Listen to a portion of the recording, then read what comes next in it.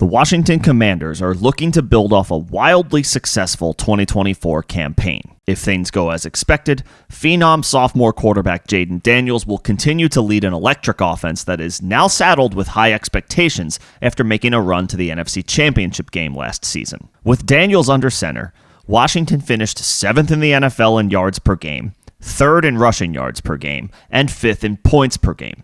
Offensive players tied to a quarterback of Daniels' ability naturally are going to be more appealing when identifying who to target for your fantasy roster. Now, of course, Daniels' top receiver, Terry McLaurin, is currently rooted in a contract dispute with the team, and as of the making of this video, the sides are reportedly not close to a deal. If this situation extends into the regular season, the Commanders may have to rely even more on their elite ground game. So what might that look like? Daniels himself is the team's most potent weapon, having totaled nearly 900 rushing yards at a 6 yards per carry clip last year. The team added Deebo Samuel via trade, who has plenty of experience out of the backfield during his time with the 49ers. He also has something to prove this season following a significant drop-off in production. And of course, the Commanders returned their top 2 backs from last year. Brian Robinson gave the team production consistent with his prior seasons, 187 carries for 799 rushing yards and 8 total touchdowns, averaging 4.3 yards per carry.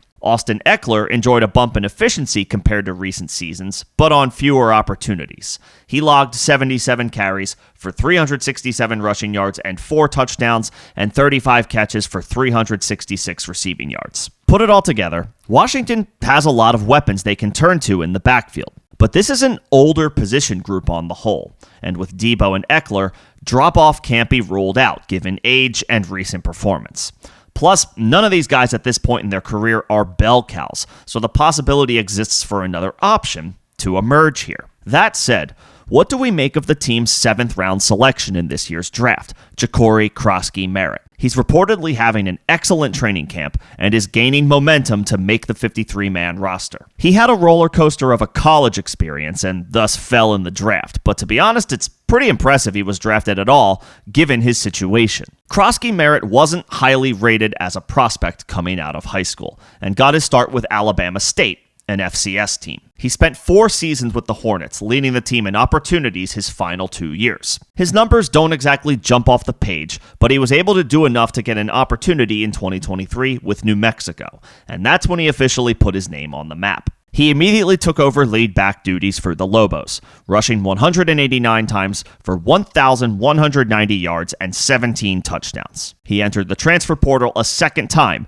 in one final effort to showcase his skills against higher-level competition before his college eligibility ran out. That's where things got a little messy. Croskey-Merritt transferred to Arizona ahead of the 2024 season, but eligibility questions emerged stemming from his time with Alabama State. And unfortunately, he was only able to play 1 game with the Wildcats before being ruled ineligible for the remainder of the year. He had 13 carries for 106 rushing yards and a touchdown in that game. An opportunity came knocking, though, when Croskey-Merritt was invited to the East-West Shrine Bowl. He took advantage, running for 97 yards and 2 touchdowns. His performance earned him Offensive MVP of the game. Fast forward, and the Commanders not only saw enough to draft him, but they're reportedly giving him first-team reps in camp.